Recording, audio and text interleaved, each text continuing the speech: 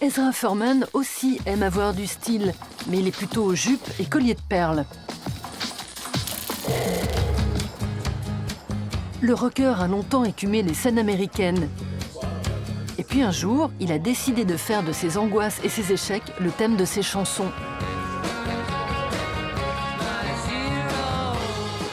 Depuis, la cote d'Ezra Furman ne cesse de grimper.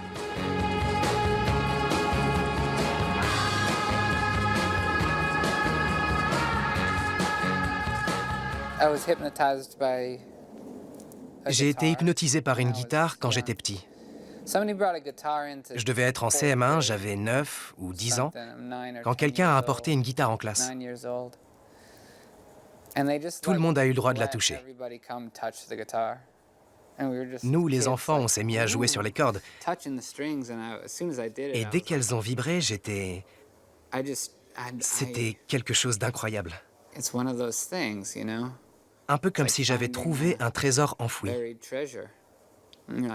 Cette chose, je lui appartiens. Je veux passer ma vie avec un instrument comme ça.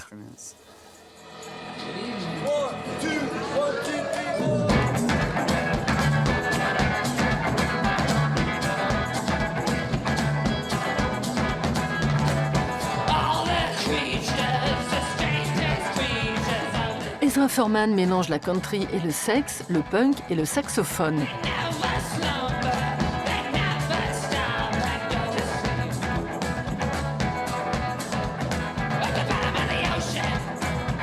Il parle du sentiment d'être incompris.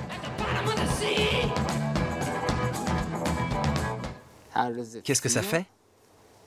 Vous me le demandez à moi? Quand j'étais petit, je me sentais à l'écart, comme si je me cachais. J'étais quelqu'un de timide. Et je n'ai pas eu beaucoup de copains de classe tout au long de mon enfance et de mon adolescence. J'étais tout le temps triste, jusqu'à ce que je comprenne qu'on peut retirer un certain plaisir du fait d'être différent, et en être fier. Le rock'n'roll m'a beaucoup apporté sur ce point, parce que le bon rock prend souvent fait et cause pour les outsiders. Du bon rock'n'roll, comme le titre du Velvet Underground. À 15 ans, Ezra entend le groupe de Lou Reed à la radio. Cette chanson va changer sa vie.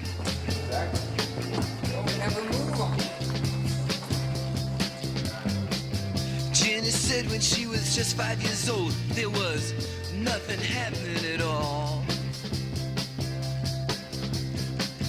Every time she puts on the radio, there was nothing going down. Ezra a grandi au sein d'une famille juive pratiquante sans jamais s'intéresser à la religion. Mais vers l'âge de 25 ans, il redécouvre la foi. Je me suis rendu compte que ça me faisait un bien fou. La pratique et l'étude de la Torah, la tradition juive, c'est tout un univers. J'avais cette éducation, mais je n'avais jamais creusé la question. Quand on ouvre les portes d'un monde aussi riche, il vous devient nécessaire. J'ai failli arrêter ma carrière parce que je me disais que je ne pourrais pas me permettre de ne jamais jouer le vendredi quand j'étais en tournée. Ça fait partie du rite juif. On ne travaille pas le vendredi soir et la journée du samedi. On ne se déplace pas, on n'utilise pas l'électricité, on n'écrit pas, etc. Les juifs de droite doivent trouver que je ne m'habille pas comme il faut. Les orthodoxes me diraient « Va te changer ». Ezra ne cache pas sa bisexualité. Il y a quelques années, il s'est mis à porter des vêtements féminins. Deux aspects qui font de lui un héros transgenre. Vous ne vous êtes jamais glissé sous les portants dans un magasin de vêtements quand vous étiez petit, en laissant toutes les fringues vous recouvrir? On peut se cacher du monde entier. C'est joli, ça.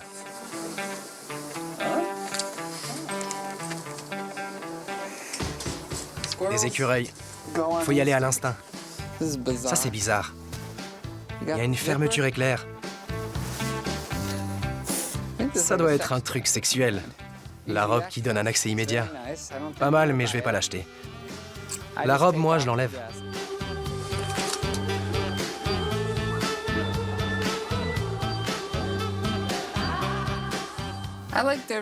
J'aime quand il n'y a pas de règles. Je voudrais qu'on ne soit pas toujours confronté à des choix binaires. Je veux juste mettre des vêtements. Quand on enfile une chemise ou un t-shirt, on n'est pas en train de déterminer qui on est. On met un haut, c'est tout. Mais quand ce vêtement est une robe, on te dit « Oh, là, tu vas trop loin ». C'est fou.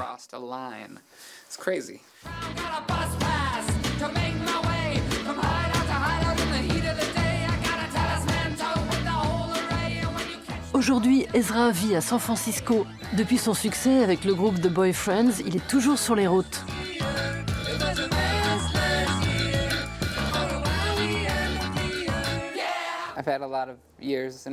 J'ai connu plusieurs années de suite assez mouvementées.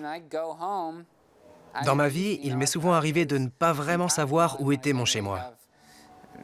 J'avais quelques endroits où dormir, mais bon. Souvent, sur la route, on ne sait pas trop où passer la nuit. Ce n'est pas rare. On a peu d'argent, ça, c'est sûr. On n'a pas réservé de chambre d'hôtel. Alors, sur scène, on informe le public qu'on a besoin d'un endroit où rester.